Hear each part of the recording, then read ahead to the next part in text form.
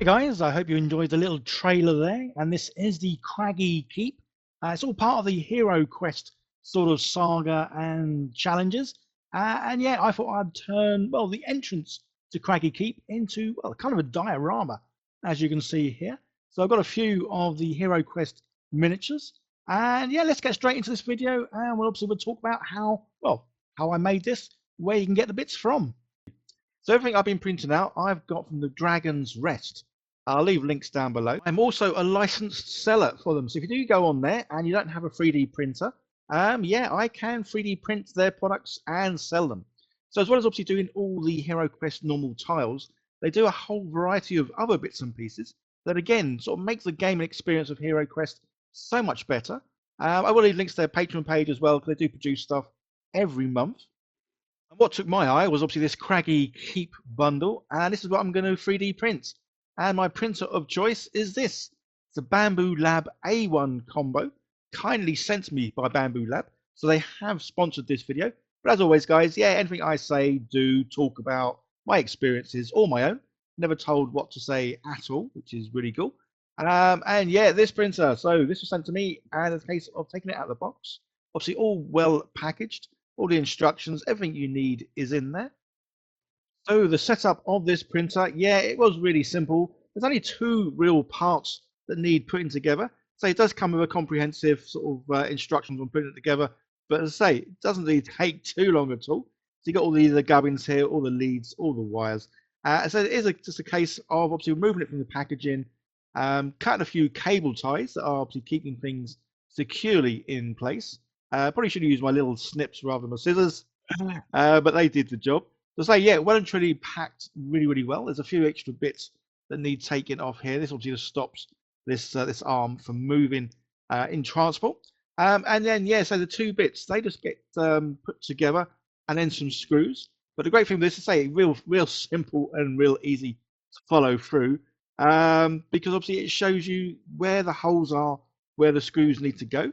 So you can clearly mark these little green circles. So I say, I can do this. Yeah, anyone can put these together. So it's just the two bits. Yeah, so good old about 12 little screws or whatever.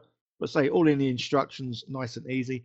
And then just a couple of wires that need connecting once that's all done. Yeah, it didn't take long at all to get this put together, up and running. And yeah, say 3D printers these days, so much simpler, easier to use, to assemble, and just to have fun with. So yeah, links down below, guys, so you can find out more information about the Bambu Lab A1 combo. And there we go. It didn't take long at all to get this set up, which is awesome. So it's ready to go now. It does have this little awesome looking thing. It's an AMS. So basically you can put 4 different spools on.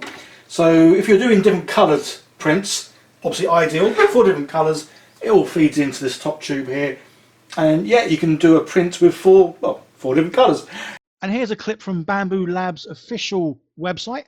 I will leave links down below, guys, so we can find out obviously a lot more information about this. But as you can see, yeah, if you did want to print out a variety of colours, it's easy to do with this machine, because obviously it has this AMS 4-spool holder, which does give you that option.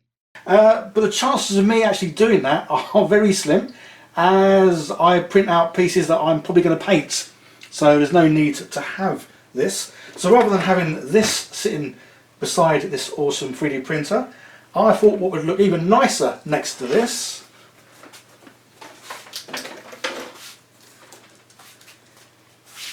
is another one.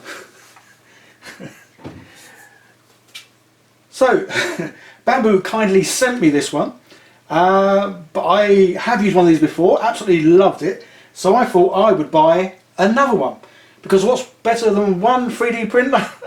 Yeah, obviously 2 3D printers. So I'm going to be using both together, which means I can cut my printing time down by half. And yeah, I'm such a big kid. Honestly, I'm like a big kid in a toy shop who's now got a toy shop that's even bigger, because I can print out 2 lots of things at once. Right, let's move on to the next bit. Just simply taking the files that I want to print into the Bambu Lab slicer. This is where obviously you can change all the settings and do this, that and the other. Yeah, I like to keep things simple and I kind of go with the simple settings that are on there. Yeah, and then let it do its own sort of thing. So obviously you got the two build plates for the first two bits I'm going to print. And the great thing is, obviously, this is all done Wi-Fi, so I can sit at my desk and then send each one of these off to the different printers, which is just cool. So I am looking at making a small print farm, as I am now a licensed seller for several different sort of companies where I can print bits off and then say sell them to you guys. So say check out Dragon's Rest, anything you fancy from there. Yeah, I am licensed to print and sell. Obviously, I've got them both running together, which is pretty cool to see them just doing their bit. Obviously, this is sped up by quite a lot. Just because I think it's still amazing how 3D printers work. Is just awesome being able to sort of print things off in your own home. Yeah, I really am a big kid. I would say in a toy shop, but obviously the toy shop is my home, which is really cool. So yeah, both speeded up by a fair bit here. So the prints themselves, I think they were about 3 hours, 4 hours. That's obviously where when you go into the settings, you can change the settings quite a lot. As I say, I typically stick with what's there. The only thing I do typically sort of change is just sort of how fine a detail we're going to be getting. But that's why I love using these filament printers for terrain pieces, because obviously you can dial it down so they're a bit rougher, which kind of works well in these sort of situations. Or you can make it finer for obviously more detail, which is really good. So obviously, as well as obviously printing some large items, you can fill the build plate with lots of smaller items, which is just awesome. To mention, if you don't have any modeling experience, pretty much like myself, and you are looking for sort of models, you can check out Maker World and type in exactly what you're looking for. And loads of people obviously made things and put them there. And the great thing about this is everything is free. We'll leave a link down below to Maker World so you can go and check out more of the awesome work that people have put on there. And again, say it's all free, which is just amazing. And then when it's all printed, it comes out like this, which is just, yeah, which is just great. So I printed lots of pieces out from the Craggy Keep bundle, just because I wasn't too sure on how I was going to put it all together. So I say this is obviously the entrance way, and it just again it just looks awesome. So it's very modular, the system. You can put in pegs or magnets, but what I wanted to do was kind of turn this into a bit of a diorama. Again, I like making these things where they look obviously awesome, but I can use them as backdrops. So when I do paint other little miniatures, yeah, I've got a little backdrop to put them in. So that's why this is all getting glued together rather than me using sort of the pegs or magnets, which you can use to obviously make this a very modular sort of system where you can change it, add to it, and just basically make it however you really want. But yeah, say for my case, I do like making little dioramas. So that's exactly what I'm going to make here. I'm going to make it so that there's a bit of a broken sort of bit there. So the any explorers, they will have to jump, swing, fly, levitate, or be thrown maybe over the gap. So say this is going to be a diorama, so I'm going to sort of fix it, mount it, basically make it so it will fit just nicely on top of my bookshelf. And then I can obviously look at it, see it, and then use it as the backdrop when I do sort of paint more miniatures. So yeah, you'll see me use this stuff a lot. I love using grout. It's a great sort of filler inner for holes, but obviously it can be used to glue things down, especially when some bits aren't the same height as others. Using that, I can make obviously the difference up in the height. So I'm sort of expanding this out a little bit as this scene is kind of set inside a cave, but I like the idea of this cave being sort of full of water as well. So that's why I've sort of made a little bit here with a little jetty sort of popping out. And you will see in the final bit, there's even there's a little rowboat that's, seen better days. So that's the basic bit done. It's going to have a back to it because I wanted to make this look like it is inside a cave. So I wanted to make a lot of sort of rockery bits. So that's why good old MDF, yeah, cut out. And this is obviously going to be the back panel. It's obviously going to need a lot of filling in to make it look like it's, well, part of a cave. So again, using the Bambu Lab A1 printer, I printed off some more bits. Yeah, and these are obviously going to go down the bottom and down the top as part of the cave sort of look. And this is a case of gluing this down. Good old Gorilla Glue, love this stuff. It works just as well as super glue. Obviously, takes longer to dry, but that's good because it then gives you a chance. If you've not put something in the right spot, you can still move it around. You get a good sort of, I don't know, 10 minutes, maybe 15 minutes before it obviously starts curing, and then you can't move it. So I'm gonna take this bit off just because to try and make the background look like a rocky, cavey area. Yeah, I think that would have got in the way, and it would have just stopped me from doing what I need to do. So we'll just pull that bit off, glued that back bit on, and yeah, now I can start sort of filling out, packing out, and making this look like a rocky sort of terrain, rather than just use grout itself, because obviously that gets rather heavy and can get expensive. I like to use obviously all the packing stuff. So whenever I am sent items to use, I always keep whatever the packing material is. I keep that because it's one of those things of, well, yeah, you never know when you're going to need it. And I say it's great for sort of filling in gaps, packing areas out, or just using straight as terrain, which is pretty cool. Obviously, you need to seal it before painting it because otherwise it does dissolve. So that's why you can't use super glue on this either. But as you'll see, I don't use any super glue. I use a ton of grout.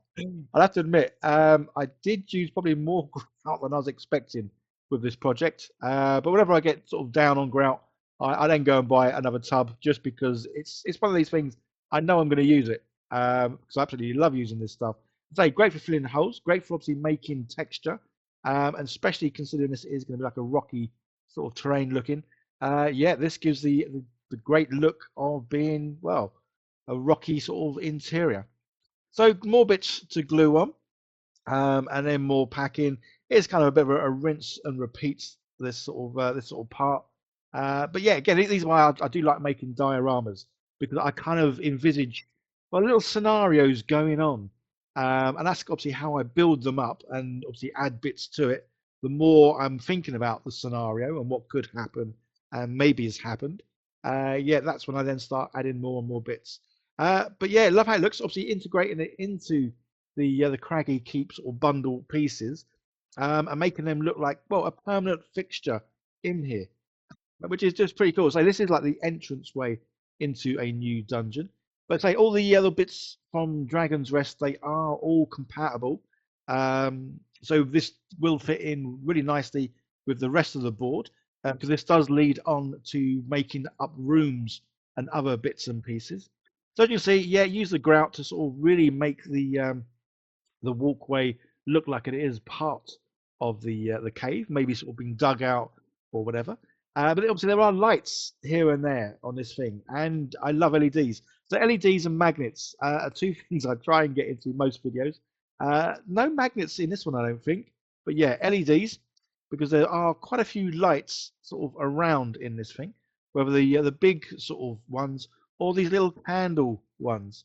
So yeah, lots of lights and they are kind of like here and there everywhere. So I'm going to use in the those lights that I've got. So simple little battery ones. I did try to look for ones that were flickering, but unfortunately I couldn't get them in time to make this video. So I'm just using ones that are either on or off. But I've been looking. I could get something to put in this that makes them flicker. I might try and do that eventually, but for the moment, yeah, they're either on or off. So yeah, these things obviously going to get glued in place. I've been using some green stuff there on the back of this little flame holder, and obviously green stuff here, there, and everywhere. Again, this stuff I love because obviously you give this 10, 20 minutes and it goes nice and rock hard. So it's just a good way of getting all the wires to stay against the walls before I then go over and yeah, good old grout. So whenever I was doing this, I did keep checking. I had to use two lots of lights in the end because of how they are spaced out. Yeah, obviously as I'm building this, I do keep checking the lights just to make sure I've not done anything wrong, and then they don't work at the very end. So yeah, the green stuff obviously keeps everything in place whilst I then go and get my grout just to cover it up. There are obviously quite a few sort of lights here and there that I don't want seen either. So that's the other reason why I put green stuff over them and then gone over with some grout. And then once obviously I paint it, then you won't see any of the lights except the ones that, I want you to see. So yeah, it's looking good. It's getting nearly time to paint this, which is pretty cool. So as you can see, the bottom bit, I've had a few more little rocks But then I looked at it and I didn't think it came over the top enough. I really wanted to make this look like it was sort of darker, and especially when I take pictures. I wanted it to look like it is sort of cut into the a cavern. So I just added an extra bit at the top. Then I added some stalactites and stalagmites just to give us even more of a sort of a cave feeling. And yeah, this is one of the things that I absolutely, my imagination starts running away. I visualize what's actually happening in the scene, and that's why I thought, yeah, there needs to be a little rowboat because obviously I've got the little jetty here, so it makes sense there'd be a rowboat to take you further into the caverns. But yeah, the rowboats, well, seen better days and obviously broke. So using the good old Colourforge matte black, this is what I'm obviously going to prime everything in. This is kind of my go-to primer. Been using it for donkeys now. And then yeah, good old priming black dry brush. Well, I'm dry brushing here with grey rather than going in straight with white. So I'm doing the grey first, and then there will be a little bit of dry brushing with white once I painted the caverns. Um, but yeah, dry brushing everything first because I know I'm going to be using speed paints, dipping inks, all that sort of thing. But yeah, say this is where obviously you can then see all the detail, and yeah, say all that lovely grout. You don't need to smooth it out, obviously, which is cool for this kind of scenario because then it does look like it is all cut into the rocks and all the rest of it. But yeah, love how this is coming out. I say, I honestly, guys, I am such a big kid. I love what I do. I love the fact that I can do this full time. So yeah, that's obviously with you guys' help by sharing, liking, leaving comments, all that kind of fun stuff. So this is the biggest brush I've got. Maybe I still need to get even bigger brushes because obviously there's a lot of terrain to paint, and it did take quite a while with this brush. So yeah, maybe even bigger brushes, maybe even a normal paintbrush could have been what I should have been using for this. So yeah, it is a case of painting everything again. But again, I love this part as well. I don't think there's really any parts that I don't like when I'm making dioramas.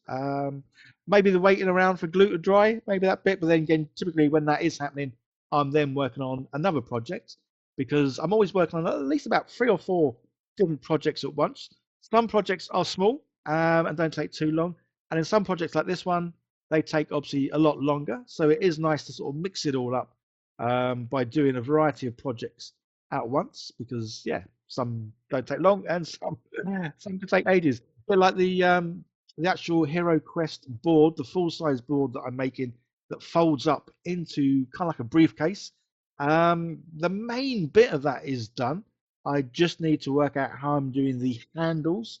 So when it does fold up, the obviously it locks together. You can pick it up with a handle and then just sort of walk off of it. So yeah, that video should be out next month. I just need to sort of crack on and well get it done really. Yeah, so with the floor here as well, I did put some of the good old grout on there. Obviously not as much as the walls, and then sort of like moved it around, try and flattened it out, just as a few little raised areas, just to make it look like there's a bit of movement with the water. But to make it look obviously like water, it's going to sort of paint on some UV resin, as this will obviously give it a nice sort of shine. I could have painted it in some varnish, but I didn't have any. So that's where it's a case of using whatever materials we have well, to get the job done. So that's why I am, as you can see, kind of painting on UV resin. And then we just need to get the lights on it to harden it. But then it will still have the shine, which is pretty cool. So it will still look, well, kind of like it is water. And there we go, the secret entrance to Craggy Keep. Yeah, another good addition to all my HeroQuest sort of videos that I'm making. Absolutely love how this has come out and love the fact that obviously it is playable, but also works really well as a diorama or backdrop for when I am painting obviously more miniatures because, well, there's always going to be loads of miniatures I'm going to be painting for HeroQuest, whether they're the original HeroQuest miniatures or ones I've 3D printed just to add, well, more miniatures and more fun to this awesome game. Obviously, love the fact that the lights on this obviously work. I should have really turned out the lights in my room just to have made it really dark and then put these lights on. But you kind of saw them in action at the very beginning in that little cinematic trailer.